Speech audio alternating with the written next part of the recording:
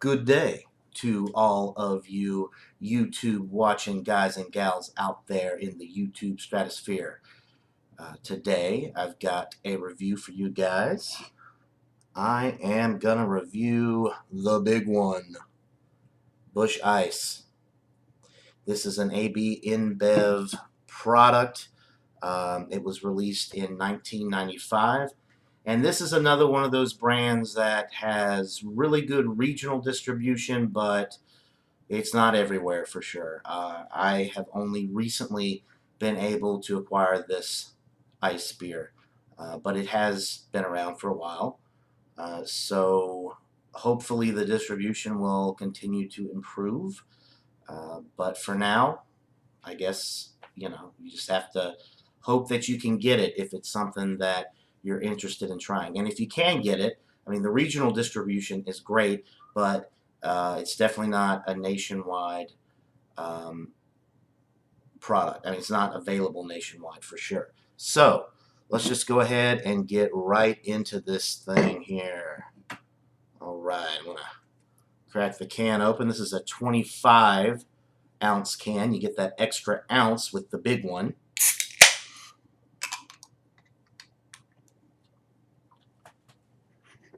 And I'm going to give it a pour. Got to be careful with these big cans. Sometimes you have spillage issues. But not today, people. Not today. All right. And what better glassware to drink it out of than a Busch Bavarian beer schooner? As I've said in some other videos, I love drinking these types of beers out of this type of glass. It just, I don't know, brings me to a time that I wasn't around for, but it just, I don't know, it's just a cool thing to do. So anyway, I'm going to get right into the aroma here. So being an ice beer, it's got the elevated alcohol. It's 5.9% alcohol by volume, which is actually pretty standard for an ice beer. Keystone Ice is 5.9%. Natural Ice is 5.9%. The new Rockdale Ice by City Brewing that you can get at Walmart and some other places apparently. It's not just limited to Walmart from my understanding. However, I can only find it at Walmart stores in my area. But that one is also 5% ABV. That just seems to be the standard. And all the 5.9% ice beers that I've had, for the most part, well, not all of them, but most of them are usually pretty good, and the alcohol is masked well with these types of products. And of course, the ice beer brewing process basically is just bringing the beer down to a temperature where it starts to freeze and then skimming off some of the ice crystals that form to reduce the water content. And what you have left behind is just a higher alcohol product. So this beer smells very clean.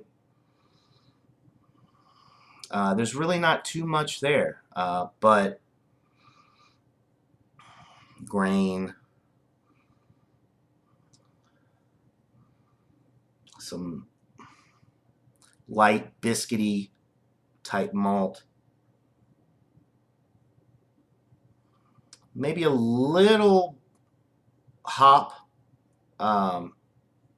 note, but it's very light and easy in the aroma. I mean, there's just not really that much there. Clean water, I guess, which is, people are going to say, oh, water is water, but if you drink tap water, or if you've had some water that's not super filtered, you'll know what I'm talking about. You'll get some off smells. With this, you don't get it. It's made with quality water, so that's always nice. So anyway, it smells very clean, and I think this is going to be pretty good. So I'm going to go ahead and get right into it.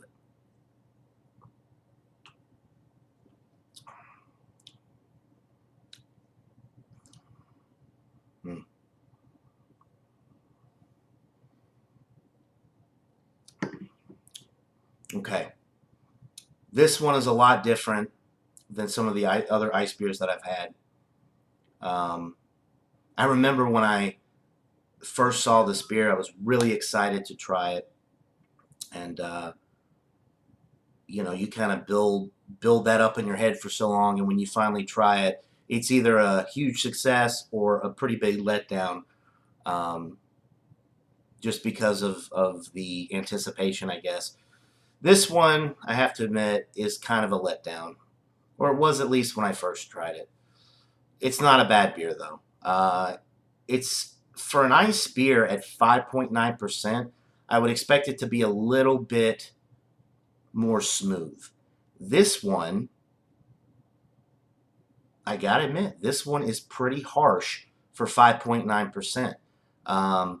You definitely pick up the alcohol on this one, which I don't get with other ice beers in this ABV range. And it's not a bad thing. I do like malt liquor. I do like high gravity malt liquor as well. And with those, I expect to get a lot of alcohol presence. But with this particular product, I don't necessarily want that. 5.9% is really not that high. And as you guys probably know, King Cobra is one of my favorite malt liquors, and that's 6% ABV. That one is a lot more mellow. There's not any alcohol presence on the aroma palette or in the finish. This one, I forgot to mention on the aroma, you definitely pick up some alcohol in the aroma as well. And then the taste, you get alcohol. And the finish, I mean, all the way through, there's alcohol presence in this beer. And at 5.9%, like I said, it's just a little bit unexpected and maybe undesirable for this particular style. But like I said, I like higher alcohol products. This one is very malt liquor like, but it's borderline high gravity malt liquor with the tasting profile. There is a lot of sweetness. I'm not going to go as far to say that it has cloyingly sweet qualities, but it's close. It does have some really sweet qualities to it on the palate. You definitely get grain. You definitely get alcohol. You definitely get that malty sweetness. The carbonation is not too great with this beer. It leaves a little to be desired, in my personal opinion. I would like a little bit more carbonation, kind of liven it up a little bit, maybe give it that little bit of zip that's missing from this. Um, but I don't know. It's different. If you're looking for an ice beer that's going to taste different than 99% of the other ice beers, I would recommend drinking the Busch Ice. Um, it's not bad by any means, but it's just not my favorite. So I'm going to go ahead and give this a rating. Let me get another sip in before I do so, though.